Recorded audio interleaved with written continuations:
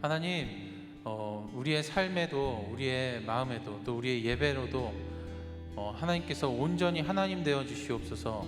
우리가 찬양받기 합당하신 하나님께 우리의 마음을 드리길 원합니다.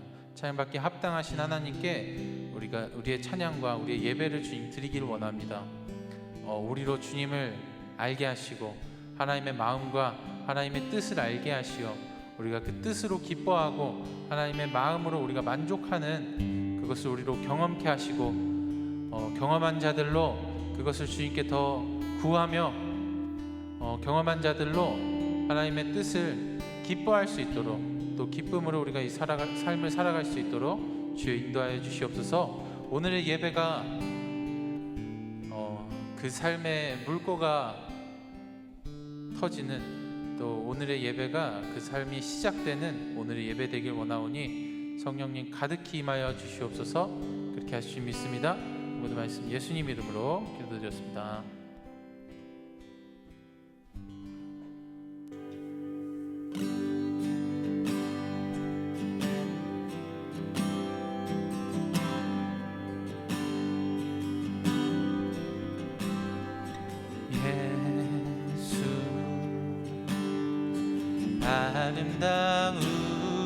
아름다우신 위대하신 주,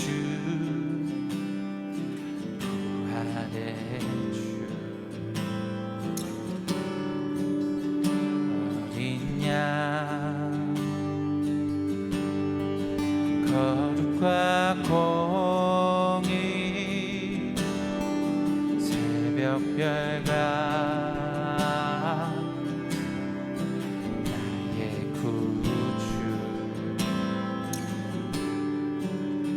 모든 하늘 찬양,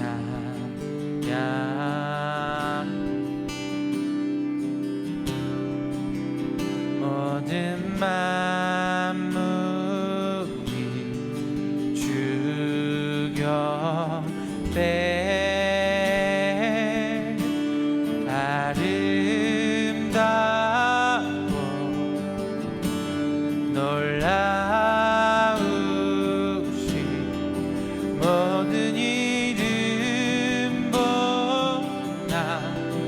높은 이름, 아름다워 놀라우신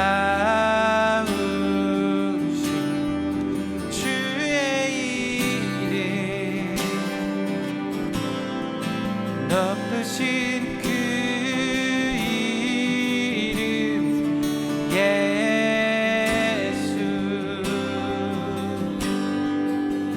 다시 한번 예수, 아름다우신 예수, 아름다우신 위대하신 주, 부활의 주,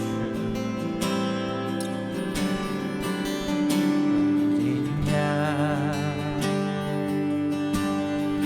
거룩과 공의 새벽별 같은 우리의 구주, 모든 만물이 모든 하늘 찬양, 우리로 보게 하시옵소서. 주님, 모든 만물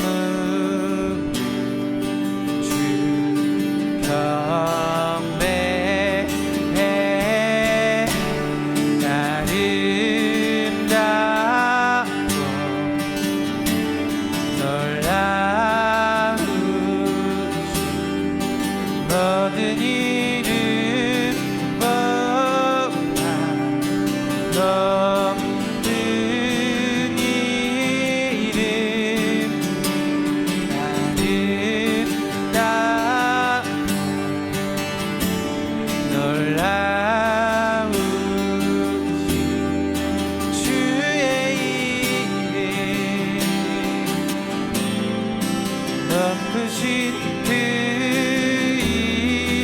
다시 한번 아름답고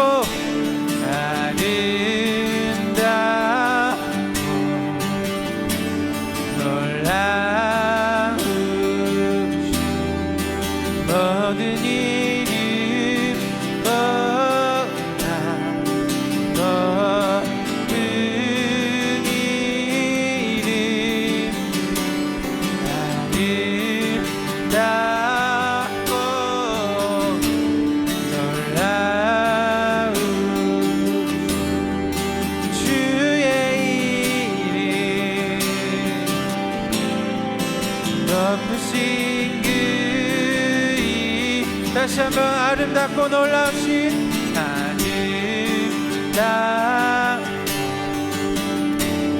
놀라운 모든 이름보다 그 이름을 우리로 경험케 하시옵소서.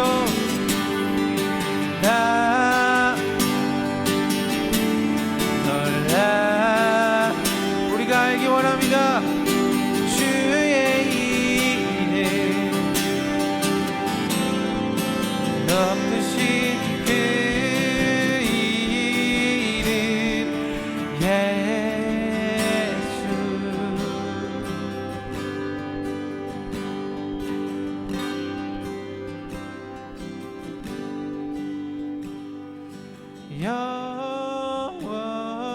영원히 주 찬양 주 사랑해요 주 사랑해요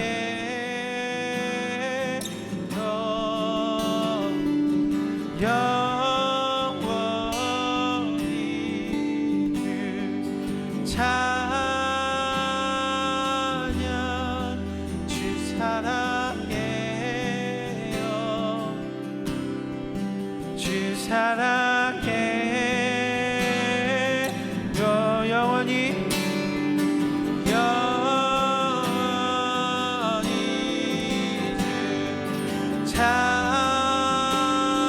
찬양 주 사랑해요 주 사랑해요 영원히 주 영원히 주 찬양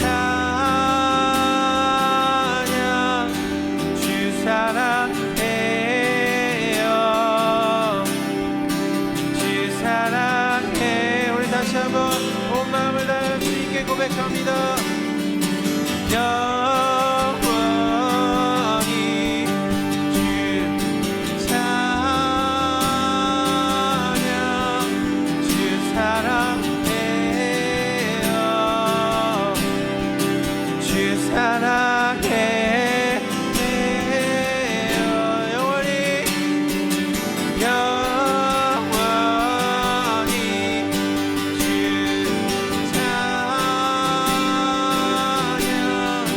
주 사랑해요 주 사랑해요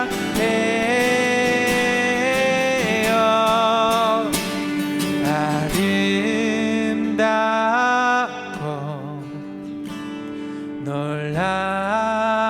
놀라우신 모든 이름보다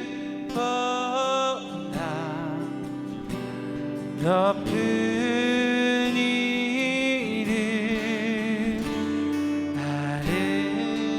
아름답고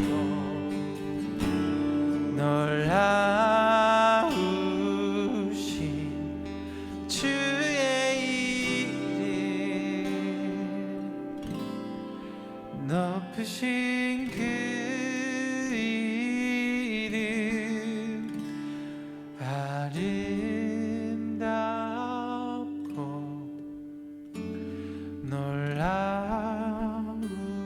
놀라우신 모든 이름보다 높은 이름 아름답고 놀라우신 주의 이름 높으신 그 이름 예수.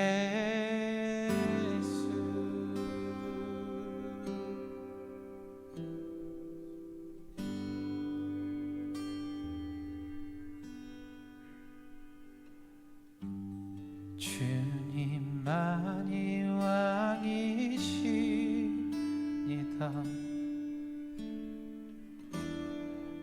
주님만이 왕이시니다.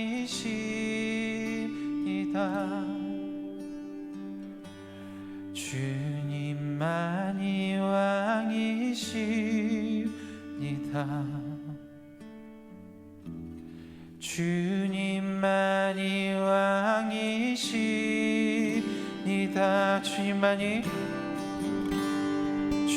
주님만이 왕이시니다.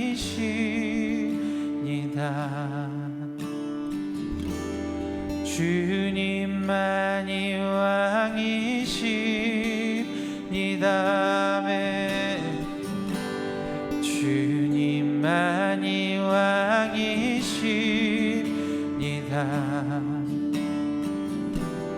주님만이 왕이시니다. 내 삶에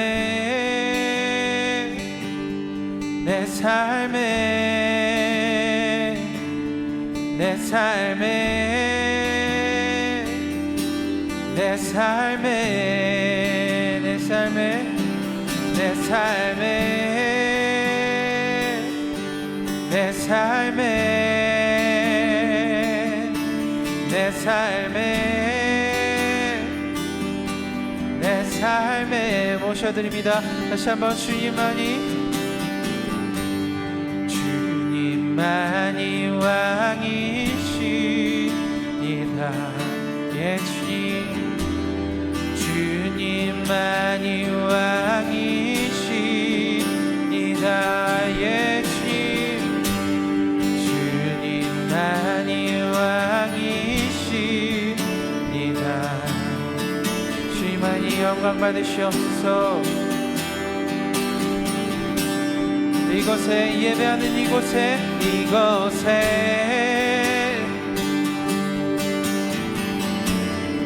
또 우리의 각자의 삶 가운데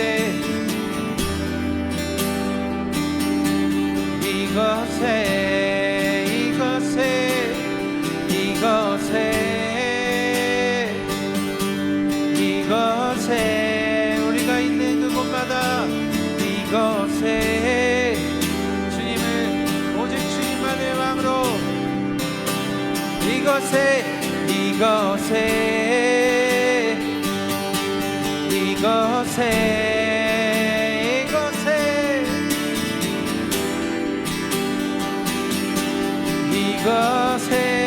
이번에 온 땅에 주님만 온 땅에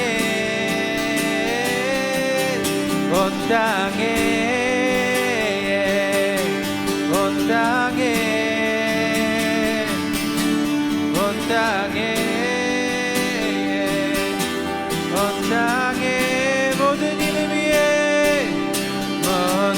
이름 위에 뛰어나신 이름 왕의 주께 엎드려 경배해. 모든 이름 위에 뛰어나신 이름 왕의 주께 손들고 경배해. 모든 이름 위에 뛰어나신 이름 왕의 주께 엎드려 경배해. 모든 이름 위에 뛰어나신 이름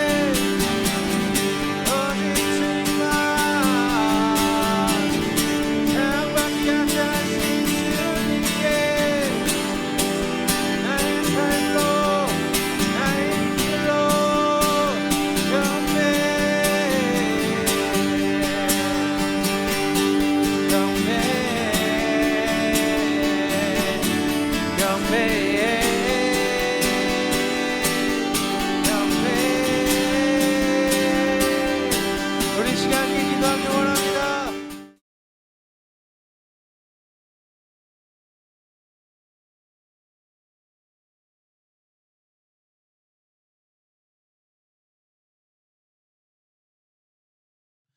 오늘은 사도행전 37번째 시간입니다. 오늘 제목은요, 회심했는가라는 제목으로 함께 은혜를 나누겠습니다. 우리가 그런 얘기를 많이 해요. 주님을 만나야 됩니다. 아니면 인격적으로 주님을 만났습니까? 이런 얘기들을 좀 많이 해요. 성령을 체험한다라고 얘기하거나 신비적인 경험을 우리는 이렇게 인격적인 만남이라고 표현을 해요. 왜 인격적으로 만났냐라는 표현을 쓰냐 하니까요, 인격적이라는 건요 순수한 만남이라는 거예요. 그러니까 우리가 누군가를 인격으로 만난다는 것은 아무런 이해 득실을 따지지 않고 사람과 사람이 만나는 것을 인격의 만남이라고 그러거든요. 그러니까 뭔가 우리가 누군가를 만날 때에 목적과 이해를 가지고 만날 때는 그 만남은 인격적인 만남이 되지 않아요. 뭔가 내 안에 사적인 이익과 욕망이 있기 때문에 그 만남을 인격적이라고 얘기하지 않습니다. 그래서 우리가 주님과의 만남을 인격적이라고 얘기하는 건요, 좀 정확하게 말하면요, 우리의 삶에 회심하는 역사가 있었는가, 회심의 경험이 있었는가를 물어보는 거예요. 하나님이 계신 것과요, 그 하나님이 우리 가운데 살아 계신 것은 전혀 다른 거예요. 우리가 하나님을 믿는 것과 우리의 삶 가운데 회심을 경험한 것은 전혀 다른 문제라는 거예요. 야고보서 2장 19절이요 이렇게 얘기해요. 그대는 하나님께서 한 분이심을 믿고 있습니까? 잘하는 일입니다. 그런데 귀신들도 그렇게 믿고 떱니다. 이렇게 표현해요. 하나님이 계신 것, 우리가 하나님이 계시다는 것을 믿음으로 고백하고 인정하는 거는요, 아무나 다 한다는 거예요. 그것은 만남이 없어도 그것을 우리가 알 수 있다라는 거예요. 태어날 때부터 기독교 문화권이라 그래요. 그 문화권 안에 사는 사람들은요, 자연스럽게 하나님의 존재에 대해서 큰 거부감 없이 받아들이게 돼요. 그러니까 이것을 믿음이라고 얘기하기보다는요, 좀 문화에 가까워요. 그래서 기독교 문화 안에 살아가는 사람들은요, 교회에 출석하는 것, 예배를 드리는 것, 기독교적인 전통과 절기를 지키는 것이요, 꼭 그 이유가 신앙과 믿음이 아니어도 충분히 가능해요. 그래서 구원의 확신, 이런 말은요, 이 문화권 안에 살아가는 사람들에게는요, 어쩌면 당연하게 여겨지는 거예요. 그래서 구원의 문제라는 거 우리가 잘 알듯이 개인적인 부분이에요. 그래서 누군가가 다른 사람의 구원을 함부로 판단할 수는 없습니다. 그래서 우리는 구원을 받았다, 하나님의 자녀가 되었다 이렇게 말하는 거는요, 특별한 체험이나 신비적인 경험이 없어도요, 가능한 일이에요.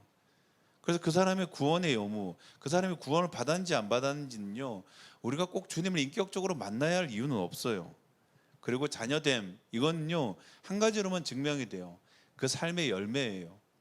삶 가운데 일어나는 삶의 열매들을 통해서 그 사람의 구원을 우리가 그냥 어떻게 보면 추측할 수 있는 거예요. 보면. 그런데 회심이라는 거는 전혀 다른 문제예요. 회심을 했다면요, 그 회심을 한 것을 모를 수가 없는 거예요. 회심은 개인적으로 하나님을 만나는 걸 회심이라고 그래요. 그래서 여러분, 자동차 사고가 나잖아요. 사고가 나면 어떻게 해요? 차가 찌그러지고 범퍼가 파손되고 때로는 내 몸이 상해요. 사고 난 걸 내가 모를 수가 없어요. 회심이라는 게 이런 거예요. 정확하게 우리 가운데, 우리 삶 가운데 일어나는 사건이라 그래요. 그래서 그 사건이 일어나면요, 사건 전후가 달라져요, 삶이. 그래서 회심을 경험한 사람은요, 회심 전과 회심 후가 정확하게 달라져요. 그리고 회심에는요, 반드시 뭐가 따라오냐면요, 소명이 따라와요. 구원은 체험 없이도 가능한데요, 회심은 이 체험이 없이는 불가능한 일이에요. 우리가 잘 아는 모세는요, 태어날 때부터 기적을 경험한 우리 아이예요. 태어날 때부터 그의 어머니 요게벳이죠, 갈대 상자에 그 아이를 뉘어서 나일로 떠내려 보낼 때 정말 기적적으로 바로의 공주의 눈에 띄어가지고요, 건짐을 받았어요. 그리고 정말 오히려 그 어머니 요게벳이 궁중의 유모로 들어갈 수 있는 그런 일이 있었고요, 어린 모세를 그 어머니 품에서 자라게 할 수 있는 그 은혜를 그의 가정과 모세는 경험을 했어요. 그러니까 어릴 적부터 그의 어머니에게 수없이 이 얘기를 들었을 거예요.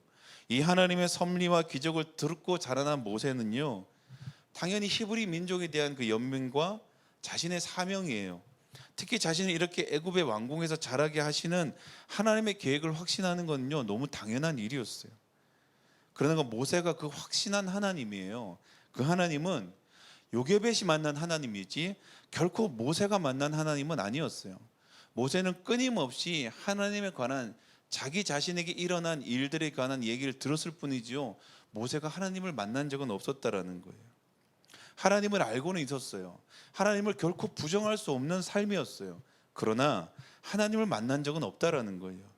그래서 그는 그 의협심으로 히브리 사람을 괴롭히던 애굽 사람을 죽였어요. 그런데 그 사실을 자신의 동족에게 고발당하는 상황이 되자 그는 어떻게 됩니까? 사명이고 뭐고 상관없이 도망치게 되는 거예요. 오랜 시간 광야에서 그는 머물면서 그가 품어왔던 하나님에 대한 신뢰, 기대는요 모두가 사라져 버려요. 그리고 그의 나이가 80이 되었을 때 그의 일상 가운데 신기한 경험을 하게 됩니다. 우리가 출애굽기 3장에 나오는 그 말씀이죠. 호렙산에 양떼를 몰고 올라가는데 한 떨기나무에 불이 붙어 있는 걸 보게 돼요. 그런데요, 이건 이상한 일은 아니에요. 나무에 불이 붙는 일은 흔한 일이라는 거예요. 그 호렙산이라는 곳은 광야와 같은 곳입니다. 가물어 메말라 있는 그 땅, 모든 것이 습기와 습도라고는 전혀 없는 그 땅이에요. 정전기만 살짝 일어나도 금세 불이 붙어요. 이 떨기나무에 불이 붙는 일들은 비일비재했다는 거예요. 그런데 거기에는 나무가 듬성듬성 있어요. 그래서 그 나무에 불이 붙었다가도요 금세 그냥 꺼지고 재로만 남는 거예요. 그래서 그냥 일상에 똑같은 일인 줄 알았어요. 지나가면서 또 불이 붙었구나 싶은데 이상하게 그날은 그 떨기나무의 불은 꺼지지 않고 재가 되어야 되는데 꺼지지 않고 계속 타오르고 있는 거예요. 모세는 이 놀라운 광경을 좀 더 보기 위해서 어떻게 하면 저렇게 불이 꺼지지 않고 타고 있을까, 그 신기한 광경을 쫓아서 떨기나무 앞으로 나갔을 때 그때 모세는 하나님의 부르심 그 음성을 듣는 거예요. 이처럼 하나님의 만남은요 모호하지가 않아요. 내가 하나님을 만난지 않았는지는요 스스로 확신할 수 없을지 그랬을 것이다, 이게 하나님의 만남일 거야 라고 우리가 그냥 추측하고 우리가 대충 해서 우리 스스로 그냥 받아들이는 그런 수준이 아니라는 거예요. 그리고 이 실제적인 만남은요 반드시 우리 가운데 회심이라는 그 경험이 함께 따라온다라는 거예요. 오늘 청년 사울에게 일어난 일이에요. 다마스코스로 향하던 도중에 그도 신비한 일을 경험합니다. 환한 빛을 봤다는 거예요. 그 이 빛에 압도되어서 가는 길을 멈추고 그 앞에 엎드렸는데 그 빛 가운데 음성이 들렸다는 거예요. 근데 이 환한 빛을 만났을 때가 언제냐? 성경은요 정오라고 얘기해요. 정확하게 낮 12시라는 거예요. 사도행전 22장 6절이 이렇게 얘기합니다. 가다가 정오쯤에 다마스쿠스 가까이에 이르렀는데 갑자기 하늘로부터 큰 빛이 나를 둘러 비췄습니다, 이렇게 표현해요. 우리가 일반적으로 알기에 정오의 태양은요 가장 눈부시고 강렬하게 내리쬐을 때입니다. 이미 사울의 주변은요 환한 빛으로 둘러싸여 있어요. 정오에 있었기 때문이에요. 그럼에도 사울은 그 빛, 정오의 눈부신 빛과는 전혀 다른 빛을 그는 알 수 있었어요. 그리고 그 빛에 엎드려졌다라는 거예요. 중요한 것은요 사울의 일행들이 있어요. 오늘 성경이 뭐라 그럽니까? 그 일행들이 음성은 들었을 수 있지만 그 빛을 보지 못했다라는 거예요. 그리고 그 빛에 눈이 먼 사람은 누굽니까? 사울밖에 없었다라는 거예요. 그 빛 가운데 그 예수 그리스도의 음성을 들었고 그는 눈이 멀었습니다. 하나님의 빛을 바라보고 눈이 멀었다는 것, 우리는 이것이 그냥 그가 그 빛에 압도되어서 눈이 그냥 이 시력이 멀었다고 얘기하는데요, 성경의 주석은 이렇게 얘기하고 있습니다. 하나님의 빛을 바라보고 그리고 그가 이제껏 바라봤던 세상을 바라보니 이 세상이 정확하게 보였다라는 표현을 써요. 이제까지 자기의 삶, 자기가 바라봤던 인생, 자기가 바라봤던 세상이 가장 눈부시고 아름다운 줄 알았는데 하나님의 빛 가운데서 세상을 바라보니 세상은 캄캄한 암흑이 같더라, 이런 표현을 쓰고 있습니다. 하나님의 빛을 바라봤을 때 비로소 우리가 믿고 보고 소망했던 것이 무엇인지를 그가 볼 수 있었다라고 얘기합니다. 진짜를 보는 것, 하나님의 실체를 보는 것, 하나님을 진정으로 우리가 만나는 것은요 하나님의 밝음을 본과 동시에 우리 안에, 우리 삶 가운데, 우리 내면 안에 우리를 둘러싸고 있는 어둠을 바라보는 것이라고 얘기하는 거예요. 그래서 회심은요 여기서 시작하는 거예요. 돌이킴은 여기서 출발한다고 성경이 말합니다. 하나님의 밝은 빛 가운데 들어갔을 때에 우리의 모습, 우리의 세상, 우리의 소망이 밝히 드러나는 것. 여러분, 주님이 우리 가운데 오셨다, 주님이 우리 가운데 좌정하신다고 했을 때 일어나는 일은 한 가지예요. 고린도전서 4장 5절에 이렇게 분명히 말합니다. 주님께서는 어둠 속에 감추인 것들을 환히 나타내시며 마음속의 생각을 드러내십니다 라는 표현을 써요. 모세도 마찬가지지요. 떨기나무 가까이에 갔는데 주님이 첫 번째 하신 말씀이 뭡니까? 여기는 거룩한 곳이다 라는 거예요. 이곳은 거룩한 곳이다 라는 거예요. 거룩함이 무엇인지 오늘 주님께서는 주를 만난 사람들에게 하나님의 빛을 말씀하세요. 그리고 우리 스스로 우리가 살아가는 삶과 세상과 우리의 내면을 주님께서는 정확하게 말씀하시는 거예요. 성경에서는 이런 표현을 좀 잘 써요.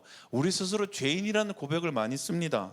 그런데 우리도 우리 스스로가 죄인입니다, 죄인입니다라는 고백을 쓰지만 이 고백이 그냥 형식적으로 고백될 때가 참 많이 있어요.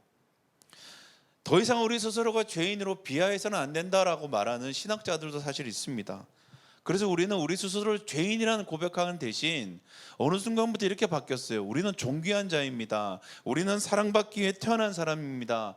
이러면서 우리 스스로의 가치를, 우리 스스로의 존재의 분위기를 높이는 분위기가 우리 가운데 참 많이 있어요. 물론 우리가 하나님의 자녀로 회복되었기에 우리가 하나님이 우리를 사랑하시고 우리가 존귀한 자임은 사실 틀림없어요. 그러나 우리의 실제는 그러지 않다라는 거예요. 하나님께 의롭다함을 입고 하나님이 우리를 건져주셨고 우리를 자녀 삼았지만 실제 우리는 사실 그렇지 않다라는 거예요. 여러분, 우리가 죄인이라는 이 표현이 사실 좀 거북하고 꺼리끼는 이유는요, 한 가지 정확합니다. 우리가 진짜 회심을 경험하지 못할 때가 있다라는 거예요. 저 역시도 이 회심을 경험하지 못했을 때는요, 이 죄인이라는 이 표현이 사실 무감각했어요. 그냥 상투적이고 어쩌면 나 스스로를 겸손하게 표현하는 방법 중에 하나라고 여겼어요. 그런데 제가 청년 때예요, 찬양 인도를 준비하면서 성경을 읽고 묵상하는 과정 가운데요, 우리가 여전히 죄인입니다라고 고백하는 로마서 5장 8절의 말씀, 그 말씀과 동시에 그날 제가 인터넷으로 들었던 설교의 한 구절, 그것이 제 마음을 요동치고요, 주님께서 그때 저를 보게 하시는 그 은혜와 감동을 느끼게 됐어요. 감출 것 없는 제 안의 내면과 제 안의 삶을 주님께서 드러내시는 그 경험, 그 이후로요, 저는 알아요, 저 스스로에게 죄인이라고 표현을 붙이기도 너무나 과분한 제 스스로를 알고 있습니다. 그냥 제 존재 자체가 죄며 제 삶 스스로가 악이라는 게 그때 느껴졌어요. 왜 그런지 모르겠어요. 그때는 제가 어떠한 존재인지를 뼈저리게 깨닫게 되는 시간이 있었어요. 어떤 오물보다도 더 악취가 진동하는 존재임을 깨닫게 됐고요, 그때는 정말 느껴졌습니다. 제가 내쉬는 숨조차 주변을 더럽히는 오염물이라는 게, 아무리 선한 의도로 무언가를 행하기 시작해도 모든 것이 악한 일로 망쳐진다는 것, 그 모든 것들이요, 주님께서 보게 하셨어요.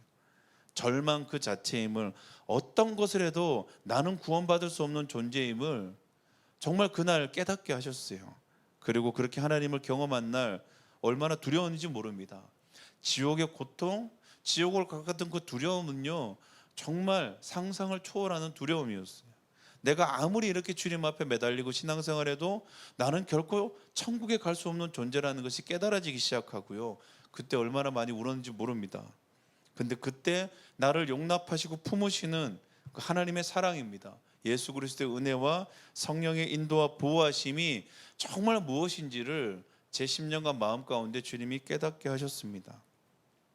하나님의 빛이 내 안에 오신 후 주님께서는요, 여전히 지금도 믿음이 약해지고 나도 모르게 세상에 스며들 때에도요, 잠시 잠깐 세상 가운데 한눈을 팔 때에도요, 이 사실은 결코 부정할 수 없더라고요. 이 사실은 절대 잊어버릴 수가 없었습니다. 내가 어떤 존재이고 내가 어떤 사랑을 받았고 내가 지금 의지하는 분이 어떤 분인지를 그날 이후로 정확하게 깨닫기 시작했어요. 잠시 잠깐 방황하더라도요, 지금 내 안에 일하시고 역사하시는 하나님, 나를 포기하지 않는 하나님이 내 안에 살아계심을 믿고 바라볼 수 있었습니다. 주님 안에 내 삶이 들어가 있을 때에 비로소 소망이 있고 능력이 있는 것, 내가 전적으로 하나님을 의지하고 붙들 수밖에 없다는 것을 그날 깨닫게 하셨습니다. 그날 이후로 제 삶은 달라졌습니다. 그날 이후로 제 삶은 회심한 이후 하나님을 온전히 의지하는, 하나님의 살아계심을 확신할 수 있는 삶이 되었습니다. 그것은요, 구원의 확신과는 전혀 다른 문제였습니다. 회심하지 않아도요, 회심의 경험이 없어도요, 주님을 섬겨 나갈 수 있었습니다. 주님 앞에 사역할 수도 있었고요, 주를 전할 수도 있었습니다. 그런데요, 이 회심이 없이는 자신의 의로움으로 하나님을 믿을 수밖에 없었고요, 자신의 능력으로 하나님의 일을 할 수밖에 없었고요, 나의 지혜와 지식으로 하나님을 설명하고 전할 수밖에 없었습니다. 그리고 결국에는 하나님을 떠날 수밖에 없었습니다. 여러분, 그런 얘기 많이 해요. 우리가 하나님 만났다 치고, 하나님 만났다고 우리 스스로 그냥 확신하고 믿고, 아니에요. 회심은 결코 그런 일이 아니에요. 못 만난 거예요. 못 만나도 괜찮아요. 아직 내가 마음을 돌이키지 못한 것이에요, 여러분. 왜냐하면 주님을 정확하게 체험하지 못했기 때문이라는 거예요. 저는요, 우리 교회 모든 교우님들이요, 확실한 하나님과의 만남과 회심을 경험하기를 소망합니다. 그리고 경험하지 못했다면요, 반드시 이 일은 일어날 것이고, 이 일은 일어나야 한다고 저는 확신합니다. 그리고 이 확신 없는 신앙생활이죠, 회심 없는 신앙생활에서 그냥 종지부를 찍기를 저는 소망합니다. 정말 우리가 주님을 어떻게 만나야 될까라는 거예요. 정말 우리가 정말 회심의 그 역사, 청년 사울이 경험했던, 그냥 실패자로 살아갔던 모세가 경험했던 이 하나님의 떨기나무와 같은 밝은 빛과 같은 하나님과의 진정한 만남이 어떻게 하면 일어날까라는 거예요. 기독교 관련 세미나들, 훈련들, 프로그램들 많이 살펴보지만요, 그런 프로그램들이 참 많이 있습니다. 하나님의 음성을 듣는 것이나, 하나님을 경험하는 방법이나, 하나님의 임재를 체험하는 법이나, 아니면 회개에 이르게 하는 과정이나, 소명을 깨닫는 법, 이런 모든 것들을 구체적으로 가르칠 때가 있어요. 저는 그렇게 해서라도요, 이 밝은 빛과 같은 주님, 떨기나무에 불타는 사라지지 않는 불을 경험했으면 참 좋겠습니다. 그런데 확신한 것은 하나님을 만나는 방법은 없다라는 거예요. 하나님을 경험할 수 있는 방법도 사실은 없다라는 거예요. 누군가는 젊을 때 경험하기도 하고요, 누군가는 나이가 많이 늙어서 경험하기도 합니다. 청년 사울은 젊음의 날에 다마스쿠스로 가는 과정에서 경험하기도 했지만요, 모세는 보십시오, 80의 나이에 광야에서 떨기나무로 경험한 경우도 있다라는 거예요. 우리가 소망한다고, 우리가 애쓰고 수고한다고, 노력한다고, 훈련한다고 경험할 수 있는 게 아니라는 거예요. 토마스 머튼이라는 가톨릭의 유명한 수도사이자 작가가 있어요. 그분이 이렇게 분명히 얘기했습니다. 만일 당신이 하나님을 너무 쉽게 발견했다면 아마도 그 하나님은 당신이 찾던 하나님은 아닙니다 라고 표현해요. 우리가 레위기를 살펴보고 이 성경을 살펴볼 때요, 이스라엘의 제사법이 너무 복잡한 걸 발견해요. 왜 그렇게 주님께서는 제사로 나갈 때 이렇게 엄격하게 지키길 원하셨을까라는 거예요. 왜 그렇게 복잡하고 번거롭게 만들어 놓으셨을까라는 거예요. 제사법이 말하고 있는 건 분명해요. 어쩌면 그 제사의 모든 방법들에 상징이 있고 의미가 있지만, 그 번거로운 것들은요, 번거로운 것 자체에 의미가 있다는 거예요. 이게 뭐냐면요, 주님이 한 가지 말하는 거예요. 우리들 마음대로 주님 앞에 나가면 절대 주님을 만날 수 없다라는 거예요. 주님 앞에 나갈 때는 주님의 방법으로 주님 앞에 한 가지예요. 기다리라는 거예요. 방법은 없어요. 그러나 주님을 만날 때, 주님을 만나는 과정 안에 우리가 반드시 해야 될 게 있다라는 거예요. 그게 뭐냐 하면요, 첫 번째는요, 하나님의 선하심을 여러분 확신하고 기대하시는 거예요. 그분이 선하시다는 걸 믿어야 된다라는 거예요. 우리는 하나님이 인색하고 굳은 분이라고 생각할 때가 참 많이 있어요. 그래서 우리는요, 하나님 앞에 나갈 때에 여러 가지 조건들과 여러 가지 하나님 앞에 이유들을 달기 시작합니다. 왜냐하면 하나님이 인색한 분 같거든요. 내가 잘해야만이 하나님이 내게 뭔가를 주실 것 같은 그런 하나님의 굳은 분이라는 생각이 분명히 있어요. 아니에요. 하나님을 만나는 사람은요, 첫 번째 그분의 선하심을 기대하는 분들이에요. 두 번째는요, 하나님이 찾아올 때까지 기다리고 기대하고, 그리고 기대하고 기도하는 분들이에요. 하나님이 우리 가운데 찾아오시는 분이에요. 우리가 아무리 나가도 주님은 만날 수가 없어요. 하나님이 오실 때까지 우리가 인내로 기다려야 된다는 거예요. 때로는 우리 가운데 그 조급함과 분주함들이 분명히 있습니다. 이 모든 것들이 때를 기다리지 못하게 할 때가 있어요. 우리가 믿음을 구하는 이유가 한 가지예요. 하나님의 때까지 우리의 마음을 지키기 위해서 필요한 것들이에요. 이것이 없으면요, 우리가 주님을 만날 수가 없어요. 하나님이 오실 때까지 우리는 기다리고 기대하며 기도하고 주님 앞에 머물러 있어야 된다는 거예요. 세 번째, 제일 중요합니다. 우리의 일상이에요. 우리 주변을 깊이 살펴보고요, 그리고 성실하게 여러분 삶을 살아가야 된다는 거예요. 주님은 우리의 일상 가운데 하나님의 회심의 일들을 나타내십니다. 모세는 어느 때와 다름없이, 물론 양치는 일이에요. 일상 가운데 호렙산으로 양을 끌고 갔을 때 그 일상 가운데 떨기나무를 발견했습니다. 청년 사울은요, 비록 악행이라 할지라도요, 그가 행하는 일 도중에 하나님을 만났어요. 기독교 역사상 회심 가운데 가장 중요한 일은요, 요한 웨슬레의 회심을 얘기할 거예요. 그 요한 웨슬레의 회심도요, 올더스 게이트 길이라 그래요. 그 길에 있는 한 작은 교회에서 그 모임 가운데 그날도 일상을 울려 퍼지던 로마서의 서문 주석을 읽을 때에 그에게 일어났던 일이었어요. 평범한 일상 가운데 일어나는 하나님의 역사였어요. 회심은요, 평범한 일상 가운데 일어난다라는 거예요. 밝은 빛이 내리쬐는 정오에 임한 그 환한 빛이죠. 광야에서 흔하게 일어나는 정전기로 인한 떨기나무의 불길이에요. 다를 것 없던 평범한 기도 모임에서 낭독되는 로마서 서문의 주석이에요. 그렇게 주님께서는 그분의 만남을 평범한 일상 안에서 결코 평범하지 않는 역사로 일어나게 하시는 거예요. 선하신 하나님을 믿고요, 믿음으로 기다리는, 주님께서 내 삶 가운데 오실 때까지 믿음으로 기다리는 우리 교우들의 삶 가운데서는요, 반드시 회심의 일이 일어난다라는 거예요. 그래서 우리의 일상이 무너지면 안 된다라는 거예요.